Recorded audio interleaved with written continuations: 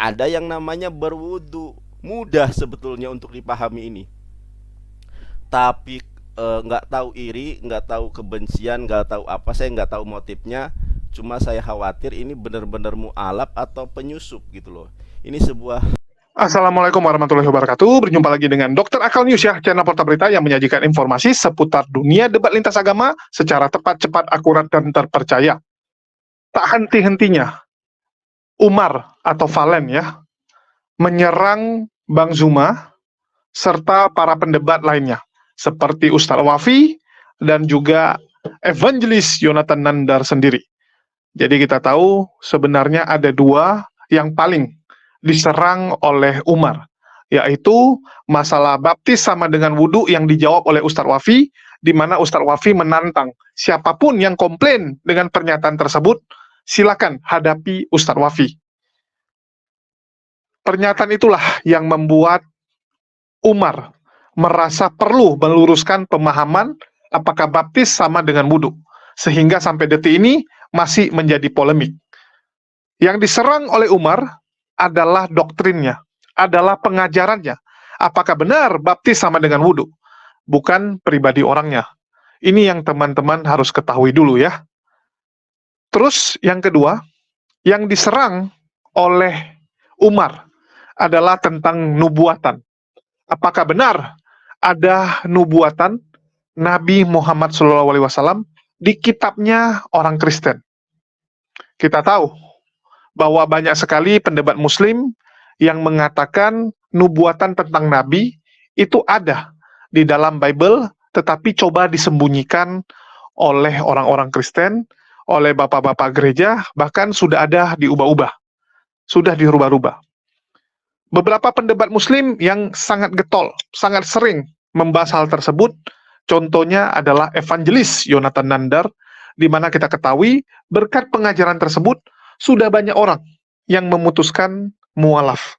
Mereka melihat bahwa ternyata Nabi Muhammad SAW itu sudah dinubuatkan, yaitu orang yang akan dikirim, orang yang akan hadir, yang dikirim oleh Allah untuk melanjutkan pengajaran dari Nabi Isa yang belum sempurna, yang belum sempat Nabi Isa ajarkan. Sang penolong itu, yang dikatakan sang penolong, bahwa itu adalah Nabi Muhammad SAW. Kita tahu bahwa pemahaman itu ditolak oleh Umar ya, bahwa tidak ada yang namanya nubuatan tersebut, dan hal itu membuat Umar kembali membuka front baru. Setelah dengan Ustadz Wafi, terjadi lagi ribut dengan yang namanya Yonatan Nandar. Di sini Yonatan Nandar mempertanyakan, apa benar Umar ini sebenarnya seorang mualaf, atau sebenarnya dia ini seorang misionaris yang sedang menyamar? Karena kita tahu, belum 1 tahun ya, belum ada genap 1 tahun, Umar memutuskan mualaf. Kita tahu bahwa tahun lalu, bulan 12, Umar itu mualaf. Bulan 12, 2022, tanggal tepatnya saya lupa, tetapi tahun lalu di bulan 12 lah, Umar memutuskan mualaf, dan belum sampai 1 tahun, Nandar menganggap sudah banyak sekali masalah yang dibuat oleh Umar, dan dia mempertanyakan, apakah Umar ini benaran mualaf, atau sebenarnya ada misi dengan menyamar menjadi seorang Muslim. Ini yang sedang dibahas oleh Nandar ya. Bagaimana sebenarnya kelakuan dari Umar? Mari kita dengarkan dulu ya. Saya ingin mengulas dengan sosok pribadi yang baru kemarin sore mualaf, tetapi tak henti-hentinya menyerang Bang Juma. Masalah perihal ketika berdiskusi masalah masalah pensucian ya, di mana Bang Juma kemudian mengimprovisasikan baptis itu seperti wudhu. Itu di dalam konteks berdebat, tidak mengajarkan bahwa baptis itu wudhu, tidak. Tetapi ketika kita berdiskusi ini kan seringkali menggunakan improvisasi. Mungkin teman-teman sering mendengar pernyataan yang sangat familiar yang disampaikan oleh Dr. Zakir Naik. Kata Dr. Zakir Naik, saya ini lebih Kristen daripada orang Kristen. Kalau teman-teman saya tanya, Kristen dan Muslim itu sama atau tidak? Tentu beda. Apakah Islam dan Kristen sama? Tentu beda. Tetapi ketika Dr. Zakir Naik mengatakan saya lebih Kristen daripada Kristen, kita tahu konteksnya. Itu adalah sebuah improvisasi memanifestasikan bahwa pengajaran Yesus menyembah Allah, Yesus disunat, Yesus menyembah hanya satu Tuhan, Yesus kemudian melakukan segala perintah Allah. Jadi kalau kita menarik dari segi etimologi, Kristen artinya mengikuti Kristus. Kalau kita benar-benar mengikuti Kristus, tentu menyembah Allah Subhanahu wa taala yang Maha Esa. Tidak ada kemudian orang yang mengkritisi pernyataan Zakir Naik. Tidak ada kemudian mengatakan, "Wah, beda Zakir Naik. Kristen dan Islam itu beda." Tidak ada, karena kita paham apa yang disampaikan oleh Dr. Zakir Naik, bahwa apa yang disampaikan Dr. Zakir Naik, saya lebih Kristen daripada Kristen, maksudnya adalah Yesus Isa Al-Masih alaihissalam mengajarkan untuk menyembah Allah sebagaimana di dalam Sefer Matthew Ferek Arba Misfar Asher, Ibdu et Allah Ribboni wa Ribbonehem, sembahlah hanya kepada Allah, Tuhanku dan Tuhan kalian semua. Jadi ajaran Yesus itu tauhid, sama seperti itu. Tetapi rupanya saya tidak paham dengan orang ini. Berulang kali disampaikan, diingatkan, ini bukan dalam konteks perdiskusian, bukan mengajarkan ajaran baru bahwa baptis adalah wudhu, bukan. Kalau Anda bertanya apakah wudhu itu adalah baptis, setiap kita orang Islam pasti katakan tidak. Tetapi berbeda ketika di dalam konteks berdiskusi, mengimprovisasikan, memahamkan para oten. Kalau di dalam Kristen ada baptis, pensucian, maka di dalam Islam pun ada yang namanya berwudu. Mudah sebetulnya untuk dipahami ini. Tapi nggak tahu iri, nggak tahu kebencian, nggak tahu apa, saya nggak tahu motifnya. Cuma saya khawatir ini benar-benar mu'alaf atau penyusup gitu loh. Ini sebuah, saya disclaimer terlebih dahulu ya, ini sebuah pertanyaan yang mengandung kewaspadaan. Ini benar-benar muslim atau penyusup? Sudah diperingatkan beberapa kali, sudahlah, gak usah. Anda melawan bom-bom aja gak berani sih.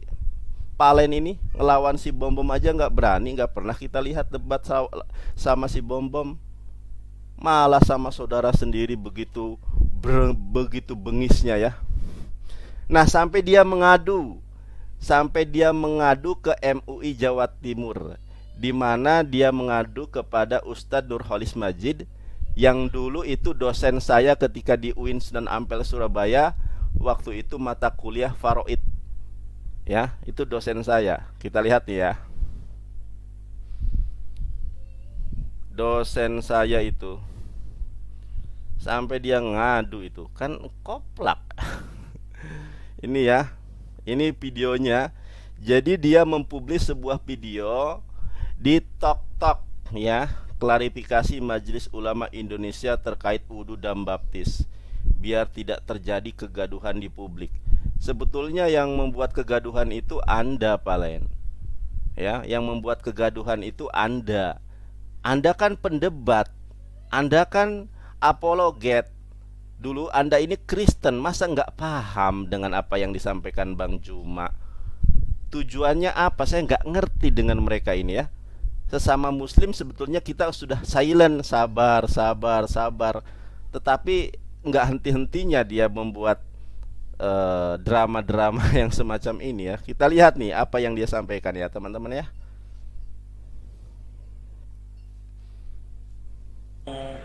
Foto monggo, kalau video gitu. Tapi yang jelas isinya begini Pak, itu intinya bahwa wudhu itu tidak sama dengan baptis. Jadi itu berlebihan bahasa baptis itu. Dan Saya berharap bahasa-bahasa itu jangan jangan Sampai menjadi kebiasaan karena khawatir salah tangkap dan menimbulkan kegaduhan. Ya wudhu itu kan semacam syarat sahnya sholat. Jadi itu ibadah kepada Allah dan tetapi memiliki dimensi kesehatan. Jadi dengan berwudhu itu kan bisa suci. Gitu. Tapi jangan dibahasakan baptis lah biar tidak menimbulkan kegaduhan di masyarakat. Saya kira itu aja pesan saya. Ya, oke. Terima kasih. Ini klarifikasi dari pihak Ya dari kami Nurholis Majid gitu aja. dari Majelis Ulama Indonesia Jatim, Pak ya. Ya boleh. Oke, siap. Terima kasih. Demikian para Ikhwan Fillah, para mu'alim semuanya. Saya sudah bikin konfirmasi supaya nggak jadi polemik.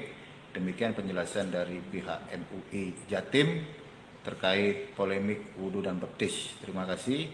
Assalamualaikum warahmatullahi wabarakatuh.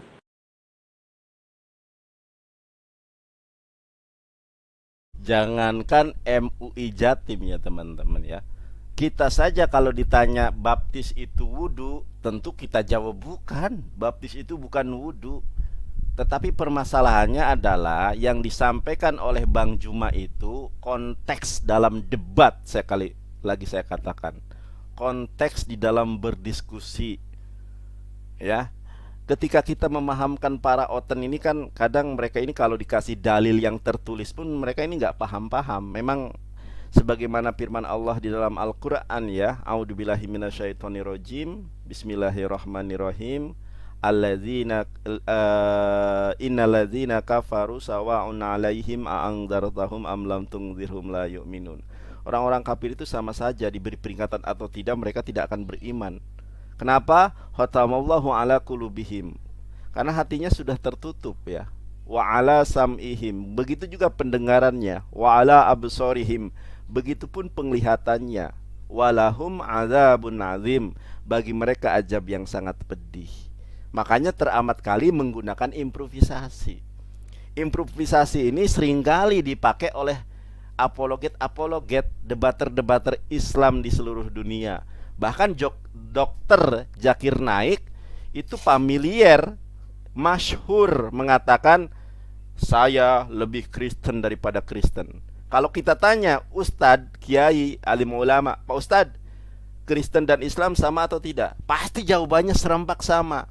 Baptis dan wudhu sama atau tidak? Tidak sama. Nah, yang disampaikan Bang Juma itu adalah improvisasi, di mana para oten mengatakan bahwa baptis itu menghapus dosa ya, membersihkan pensucian. Di dalam Islam ketika kita berwudu maka dosa-dosa kita itu terhapuskan, bahkan sampai tetesan-tetesan air yang keluar dari anggota-anggota wudu kita gitu loh. Jadi sebuah improvisasi. Teman-teman mungkin banyak yang bertanya dan berkata, udahlah nanti digoreng oten lah. Loh sementara yang menggoreng siapa? Bang Juma ditantang debat, saya ditantang debat. Kontribusi dia untuk melawan kafir apa? Di tok-tok. Lawan bom-bom aja nggak berani. Waktu di zaman Streamyard ditantang bom-bom, saya yang nemuin si bom-bom. Coba. Jadi saya tahu teman-teman ya permasalahannya dan unek-unek teman-teman nanti digoreng oten lah. Yang menggoreng terus itu kan dia. Kita itu sudah sabar-sabar. Apologet Islam Indonesia itu kita punya grup internal. Udah sabar. Tetapi ini apa ya? Semakin hari itu bukannya semakin ini malah semakin menjadi-jadi gitu loh. Ngadu ke MUI katanya. Itu MUI-nya itu Nurholis Majid, guru dosen saya waktu kuliah di UIN jurusan Faraid itu. Ustadz dosen saya Nurholis Majid itu yang tadi videonya wawancara dengan si Palen ini. Jadi kadang saya saya enggak tahu ini motifnya apa. Khawatirnya penyusup ya, mohon maaf ya, kita juga harus waspada. Dulu Paulus juga kan menurut Biblos kan dia bertobat jadi Kristen ya. Dulunya penyerang Yesus, dulunya membunuhi murid-murid Yesus. Ya kita waspada saja karena dulu si Ishak itu kelakuannya bagaimana. Jadi tolonglah Mari kita berkontribusi, mari kita saling bersinergi untuk menghadapi, untuk mengantisipasi langkah preventif upaya pemurtadan, kristenisasi, bukan menjadi penghalang saudara sendiri. Coba dia menantang saya debat masalah nubuatan, apa urgensinya? Sementara otan-otan banyak yang mengatakan nabi kita nabi yang tidak asli. Apakah ada sanggahan dari yang bersangkutan? Belum pernah ada.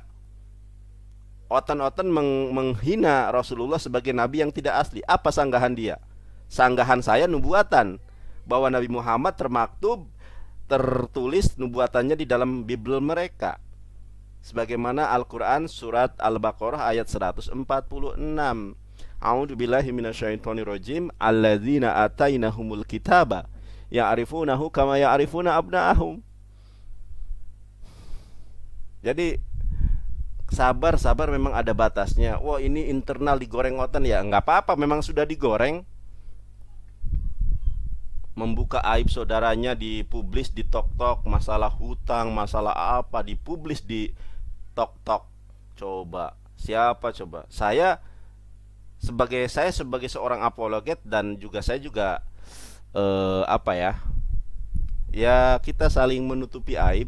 Saya juga, kita semua cinta kepada Bang Juma gitu ya. Bagaimana kontribusi besar Bang Juma banyak memualafkan otan-otan. Mungkin kalau kita hitung dari 2021 itu sudah ada ratusan otan yang dimualafkan oleh Bang Juma. Kenapa kita tidak melihat dari sisi kebaikannya gitu loh.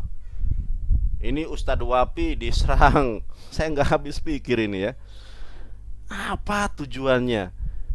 Saya, Bang Juma, Ustadz Wapi, Ustadz Sugi tiap malam kemudian menghadapi para oten fokus, ada aja ini penghalang-penghalang dari, sudah kita itu menghadapi penghalang dari kaum kafir, dari kaum munafik.